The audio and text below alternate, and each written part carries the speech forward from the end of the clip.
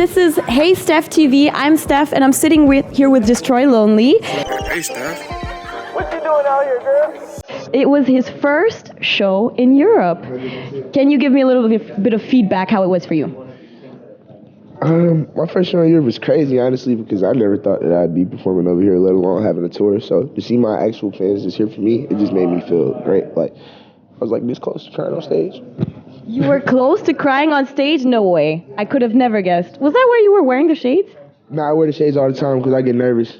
Oh. Yeah. Well, that's so crazy that you say that because I thought you're someone who believes in manifesting a lot, and you literally manifested and said, this is a while ago, you were like, oh, I'm definitely going to have a tour in Europe. I'm going to one day buy a castle in Europe and stuff like that. So I'm surprised that you didn't think this would happen. Well, in the back of my head, I thought it would happen, but I just never, I didn't think it would happen this fast. Like, to be here and actually doing it right now is just a surreal feeling. Is it too fast? Nah, not at all. It's actually moving at just the right pace, because if it was moving any faster or any slower, I don't think I would be having as much fun. Is there anything else you're manifesting currently? Because now you've done this, and there's no end to manifestation. So where is this going to go? What's the goal for this year? I just want to continue to grow as an artist and to grow, even outside of an artist, but just grow better, as myself and as a person, and just add more richness to my life. Not richness as money or anything, but just better quality to stuff around me and my environment. Is there something specific? I want a bigger house. I want more peace within my friends and family. Wow, that's actually something beautiful to wish for. Yeah, I just want to be able to take care of a little bit more of my folks and shit. But everybody good right now, but I just want everybody to be in a position to be feeling how I feel every day. Is that happy? Yeah, 100%. I'm happy as fuck. So where do you think, or what do you think you've developed the most sonically in your journey till now? And where do you think you still need to put some work in? I feel like my biggest progression up until this point in my career would be how my music sounds in terms of quality and how I perform on stage. Because my first couple shows, I was very scared of performing. And what were you afraid of? Seeing all these people. 100%. It's something I still kind of deal with, but it's not too bad. But honestly, I'm just trying to perfect myself as much as I can. I don't feel like it's too much more I could add or too much more I could take away from what I'm doing now. I just feel like I'm in a position where I could just make everything better. Okay, but do you feel like you found your sound? Does an artist ever really find their sound? Because you're always changing as a person, developing. Or do you think you found the right tone for you? If I'm being honest, it's my first time probably saying this. I don't believe in finding your sound because of exactly what you said. I like to let my music grow with me as a person and with who I am. So whatever I sound like this year or this month or whatever I may have sounded like last month or last year, it's not going to be what I sound like in the next year or in the next 5 years, because I'm going to keep growing into a different type of person. So my sound will just keep evolving. I feel like I found a specific version of myself that I want to present to the world. And off of that, I'm going to just keep switching it out and changing it and making it whatever. But that's something where I wonder, because you remade No Stylist, the album, 4 times. 4 times to be exact. So I'm sorry, I'm a bit of a stalker, so I checked this. And you said it took a while also to make it. So you made it, and you're like, no, redo it. Made it again, redo it. Made it again, redo it. But you're also still changing in this process. So when is the moment you're like, it's ready? When the music that I'm making is resonating with exactly where I'm at in life. Right now, my project, If Looks Get Killed, I've made that actively with where I'm at in life right now. I'm not reworking it, or it's not something that I started working on years ago and I'm trying to fix it to present it. It's something that's growing me as I'm going through life. So I get to the point of wanting to release some shit when I'm this. When I listen to the song, I'm yeah, this is exactly how I feel. And I feel like a bunch of people will feel like this as well. Is there a test you do? Because a lot of artists do maybe a car test or show it to a certain person they really trust in, or Yeah. Is there something you do to just ensure and feel secure and that it's ready? Honestly, I don't test it that much. I just kind of have a feeling in my brain and my heart that this is right. But usually when I'm in the studio making the songs, I keep 3 of my closest friends with me, whether that's my girl or 2 of my brothers or whatever. So if they think it's hard and it's going when it's all put together, then that's all the validation I need to put it out. Sounds cool. You just have 3 people and you're like, yo, you guys fuck with this? They're like, yeah. You're like, dope, me too. And then you just release it.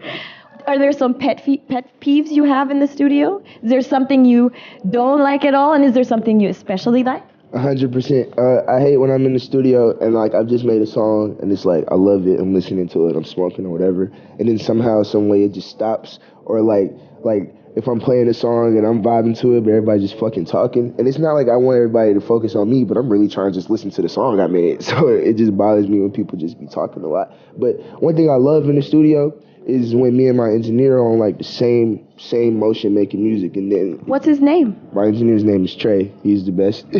But like I don't know, when I make a song, it's just like he instantly knows, like, because I like to tweak my songs a little bit too, like whether it be like with distortion or reverb or whatever, because I used to record myself, but he just automatically knows how I want the song to sound without even having to tell him anything, and I really appreciate that.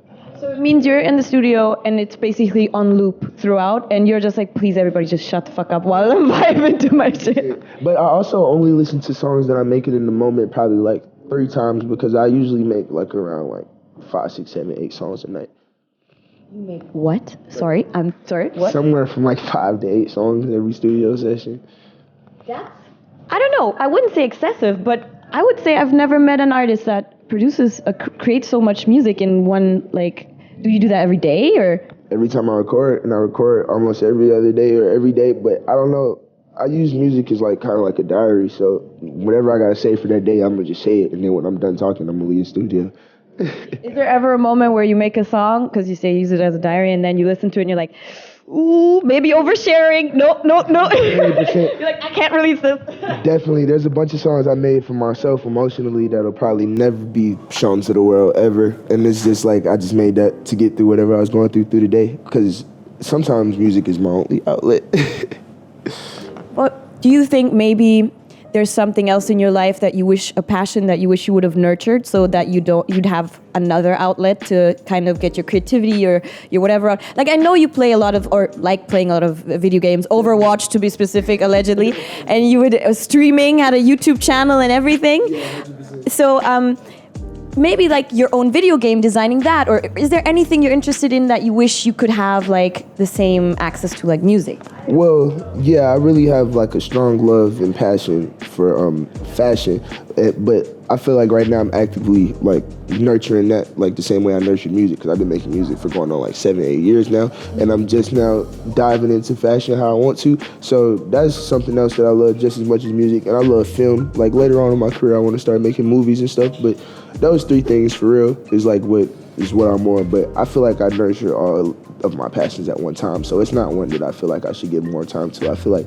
everything is gonna come at its own pace. Do you want to make movies one day? Is that going to be part of the Destroy Lonely legacy? Is there a dream of where you're going to be one day? Yeah, I feel like very Hollywood film producer, also fashion designer, or? Well, I guess, but at the end of my career, I just want to have done a whole bunch of shit. Like, I don't want to be a rapper or an artist who's just been rapping their whole career. Like, once I turn like 35, I'm still dropping albums or I'm still making music. I kind of want there to be a stopping point with this, and then a starting point with something else, and then a stopping point with that, and a starting point with something else. But in each thing that I do, I just leave a mark on the earth. Do you feel like you regret never doing anything until now? How do you live a life without regret? I don't regret. I do everything that I want when I want to do it. I've done everything in my whole life the second I want to do it, when I want to do it. Like, I started making music when I was 14, and that shit has got me this far because it's just something that I woke up and was like, can't nobody tell me I'm not going to do this. So I don't regret any decision I ever made, whether it be like, I guess, like probably saying something wrong to like some of my friends in like an argument or something, but I don't regret none of my decisions because every decision I make proves to be the right one for me. So I'm going to just keep making decisions. Well, because it's also like, I always wonder about that, because I do actually have regrets in my life. Certain things I wish I would have done, and it's like, I feel like that's a very big question to ask yourself, because at some point, we're all gonna be there at that moment in time. You're lying there and you're like, reflecting about your life. Hopefully you're very old. You're like, I don't know, 80, maybe still with it. I mean, you already have white dreads now, but then still have them, I don't know. Yeah. And you're looking back and you're like, yo, I really did everything I wanted to do.